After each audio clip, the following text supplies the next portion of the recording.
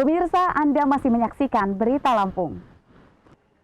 Dan bagi Anda yang baru saja bergabung, berikut berita pilihan hari ini.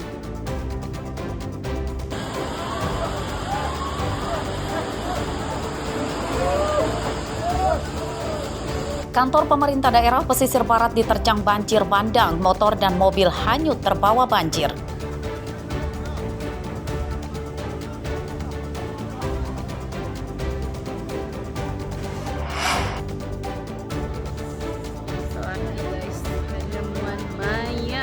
Mayat seorang pria ditemukan terapung di Laut Tanjung Selaki, Lampung Selatan.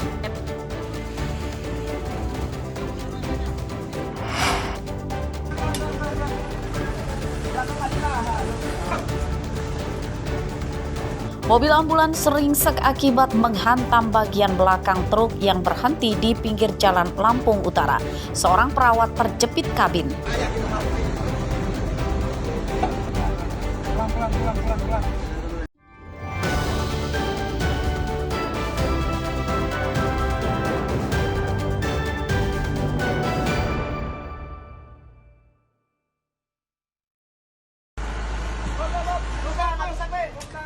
Sebuah mobil ambulans tanpa pasien menabrak bagian belakang truk yang sedang parkir di pinggir jalan Sumatera, lintas tengah Kota Bumi Selatan, Lampung Utara, Selasa dini hari. Mobil ambulans ringsek bagian depan dan mengakibatkan seorang perawat terjepit dalam kabin. Korban menderita luka patah tulang kaki, sedangkan pengemudinya mengalami luka ringan. Warga dan polisi sempat kesulitan mengevakuasi korban yang terjepit kabin. Evakuasi korban diawali dengan merenggangkan kabin yang ringsek. Menurut polisi, kecelakaan terjadi saat ambulans dalam perjalanan pulang ke Waikanan usai merujuk pasien ke Bandar Lampung. Di dalam mobil tersebut terdapat pengemudi dan seorang perawat. Penyebab kecelakaan diduga pengemudi ambulans mengantuk. Ambulans sendiri dari arah Bandar Lampung menuju arah Bukit Tumuli. Untuk pengemudi ambulans mengalami luka lecet di kaki dan kanan. Kemudian untuk penumpangnya seorang wanita mengalami luka patah kaki dan lecet-lecet. Maksudnya dari kantor pasien atau kayak mana?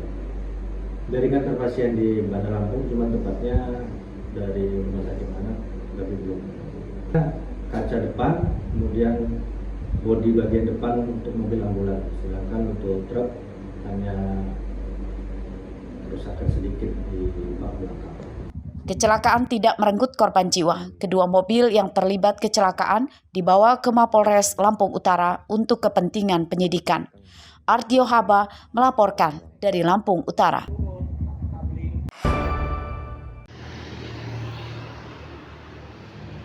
Para pejabat Dinas Pendidikan dan Kebudayaan Bandar Lampung Selasa siang menggelar rapat di ruang Komisi 4 DPRD Bandar Lampung membahas masalah pendistribusian makanan bergizi gratis atau MBG.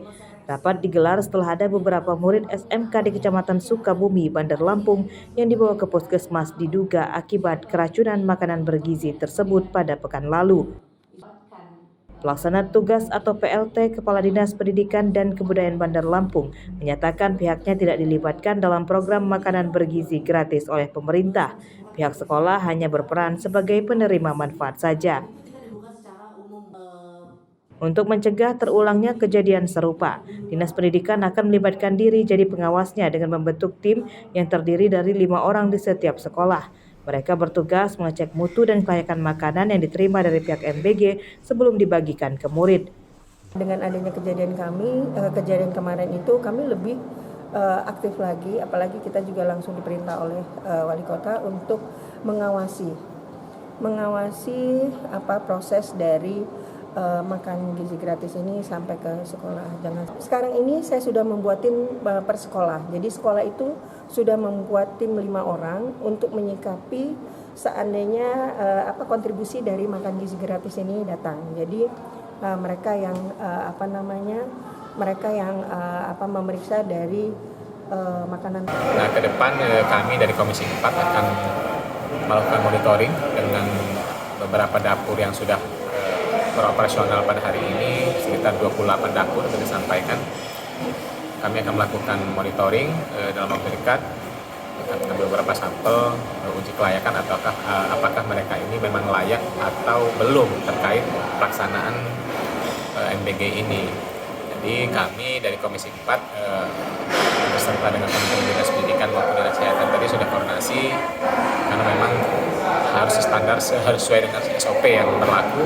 Jangan sampai penyelenggaraan MBG ini carut marut karena ini adalah program yang baik buat masyarakat karena untuk pengentasan gizi masyarakat, mencegah stunting, sehingga program pemerintah pusat harus kita dukung sepenuhnya supaya terlaksana dengan baik.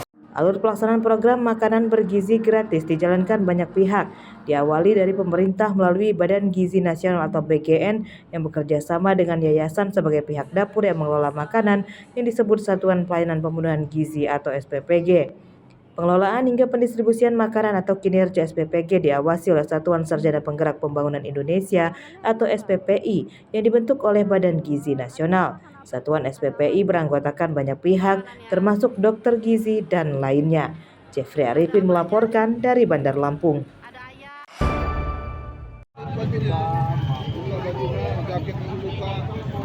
Warga perumahan elit di Kelurahan Jagabaya 3, Kecamatan Waihalim, Bandar Lampung, Selasa siang membagikan ratusan paket sembako kepada warga yang tinggal di luar perumahan.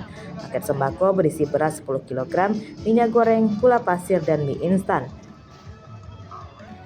Menurut panitia, kegiatan sosial tersebut digelar bukan dalam rangka acara khusus apapun, melainkan sebagai kepedulian mereka kepada warga tetangga perumahan. Lebih dari 800 paket sembako yang dibagikan ke warga. Dana untuk membeli sembako tersebut bukan dari pemerintah, melainkan hasil iuran warga perumahan Villa Citra. Jadi kita membagikan lebih kurang 800 paket untuk seluruhnya. Jadi satu paket itu berisi 10 kg beras, 1 liter minyak, 1 kg gula, terus ada mie 5. Ya, jadi sumber dananya diperoleh dari seluruh warga ini, ibu-ibu nih semua nih. Ya kan? Mereka semua adalah donatur yang memiliki kepedulian kepada semuanya. Jadi kami hanya pelaksana di lapangan untuk itu. Jadi bantuan Pak Camat, Pak Lurah, ya supaya ketemu siapa yang wajib atau yang berhak menerima gitu kira-kira. Semoga acara ini dapat terus berlangsung, semoga menjadi keberkahan untuk kita semua. Acara ini dapat menolong untuk sesamanya, mempererat silaturahmi di antara sesamanya. Walaupun kita berbeda-beda suku, ras, dan agama semuanya, tapi kita tetap bersatu, saling tolong-menolong, dan mempererat silaturahmi kita. Kita sebagai manusia harus saling menghargai dan saling tolong-menolong. Jadi untuk warga yang kesini sudah mendapatkan ini ya Pak, kupon ya? Ya, gitu. Ada kupon. Kupon tersebut dibagikan di sekitar lingkungan Villa Citra ini, ya, dan dibagi juga di 6 kelurahan yang ada di Kecamatan Waihalim ini. Melalui pamong-pamong, terutama Pak Lurah, Pak Kaling, Pak RT. Syukur ya dibantu untuk makan sehari-harinya aja. Namanya kita orang susah. Ya, berupa beras, berupa ini gitu kan. Sembako tuh, iya, udah bersyukur. Pembagian sembako dihadiri oleh camat dan polisi. Mereka berharap kegiatan sosial warga perumahan Villa Citra digelar berkelanjutan untuk membantu meringankan beban ekonomi warga tidak mampu. Jeffrey Arifin melaporkan dari Bandar Lampung. Pemirsa, informasi tadi sekaligus menutup perjumpaan kita dalam Berita Lampung hari ini. Saya Fitri Amalia beserta segenap redaksi yang bertugas pamit undur diri. Selamat beraktivitas, semangat pagi, dan sampai jumpa.